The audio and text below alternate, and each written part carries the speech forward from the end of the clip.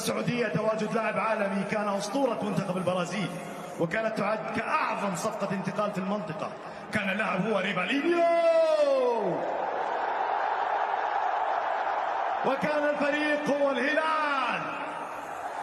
واليوم التاريخ يعيد نفسه ليكرر الهلال التوقيع مع نجم وكابتن المنتخب البرازيلي وهداف التاريخي ب77 هدف.